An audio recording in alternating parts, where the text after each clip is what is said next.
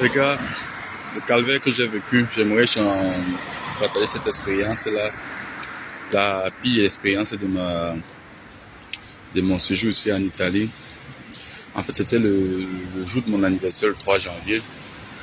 Et ma petite amie a décidé de me faire une petite surprise, quoi. C'était question qu'on quitte Turin pour faire un tour à Milan, dans un musée, ça s'appelle Lampo Titanic, quelque chose comme ça, qui a fait avoir un peu avec l'historique du Titanic, avec tous les... C'est comme le musée du Titanic, quoi. Nous sommes allés tranquillement et puis voilà. On devait faire de 21h à 22h30. L'expérience s'est terminée et puis on a décidé de retourner sur Turin. Sauf que retournant à Turin, c'était le 3, je rappelle. En retournant à Turin, nous sommes arrivés à la gare de train, à la station de train. Curieux était nous avons été curieux, surpris de voir que les trains ont été annulés, il n'y avait plus de trains.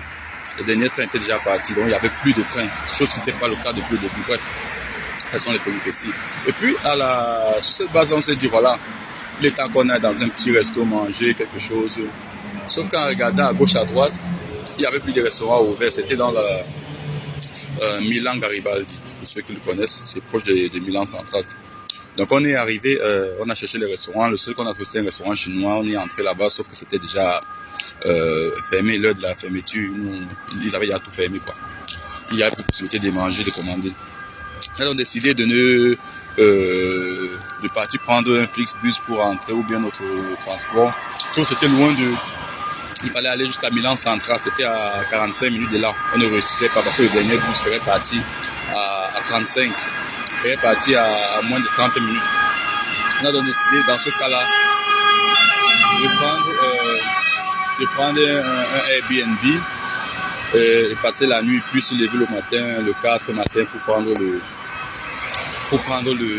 train et retourner sur Turin. J'ai donc réservé sur Booking, comme c'est certainement Booking. J'ai réservé sur Booking, la nuit coûtait dans les 53 €. J'ai donc réservé celle qui était la plus proche de la station pour ne pas avoir de tracasseries le matin à rejoindre la station. On est donc arrivé dans tous ces petits tours-là pour arriver, pour trouver valider le truc de la réservation et trouver la zone, prendre le bus qui devait nous amener là-bas.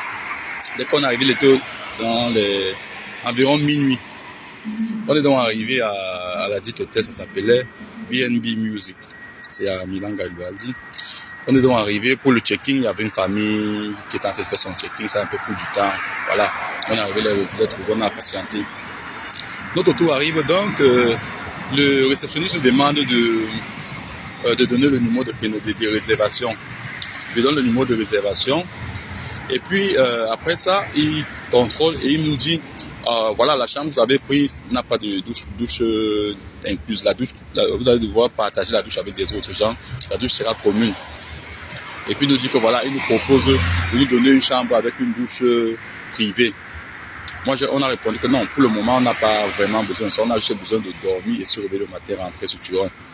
Et puis, dès là, sa mine a complètement changé. Et puis on a dit voilà. Et puis il nous demande par la suite les documents d'identité.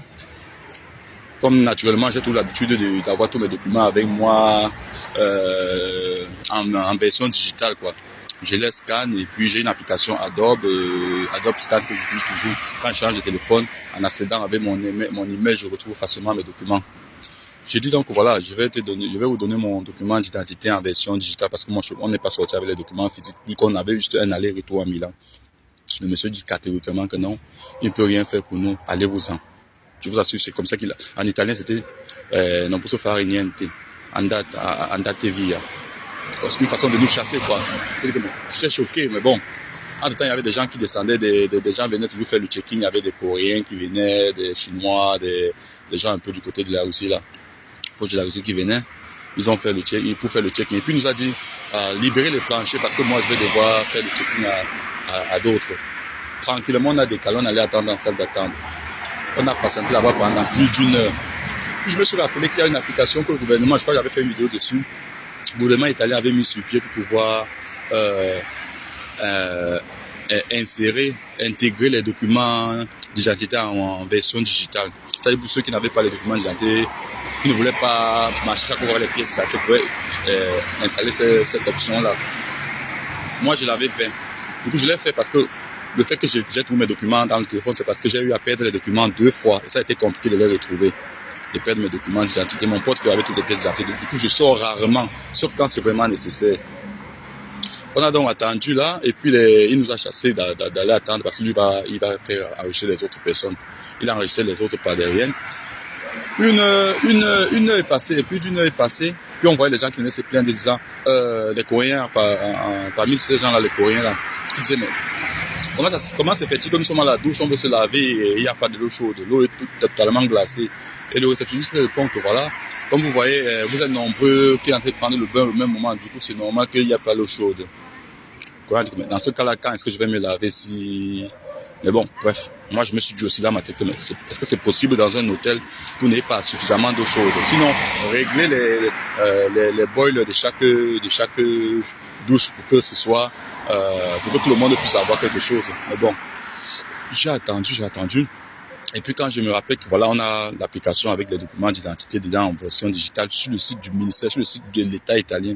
C'est un site ministériel, donc c'est un site qui est reconnu. On va donc lui présenter le document. Il réitère que non, il ne peut rien faire pour nous. Et puis là, au début, il avait souligné que voilà, il ne peut pas nous faire entrer parce que si la police vient contrôler, il se rend compte qu'il a fait entrer les gens dans l'hôtel, dans les chambres d'hôtel, sans le document d'identité, il risque d'avoir des problèmes. On a donc dit, dans ce cas-là, appelez la police, comme ça la police vous confirme que notre document est bel et bien valide. Que ce soit la version PDF, photo ou bien la version digitale qui est dans l'application. Le monsieur a dit catégoriquement qu'il n'appelle pas, puisque pour lui, on lui mettait la pression. On a donc décidé d'appeler, nous, on a appelé, on a dit, présenté la situation à la police a dit que voilà, mais le document est valide, vous pouvez tranquillement faire votre check-in. La police a même parlé au réceptionniste disant qu'il peut nous faire le check-in tranquillement. Mais le gars a continué il a persisté dans ça qu'il ne nous fera pas le check-in. La police a dit que si on ne nous fait pas le check-in, soit il nous fait entrer, soit il nous rembourse. Et le monsieur a quasiment refusé, disant qu'il ne voit même pas où nous avons fait le paiement. Moi je dis, bon, si vous ne voyez pas, c'est pas notre problème parce que vous avez signé votre collaboration avec Booking. Du coup, vous êtes censé savoir ça. Et puis j'ai demandé, ça fait combien d'années que vous travaillez là?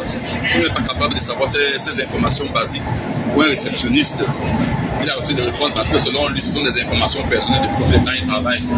Bref, on a attendu jusqu'à 3 heures du matin.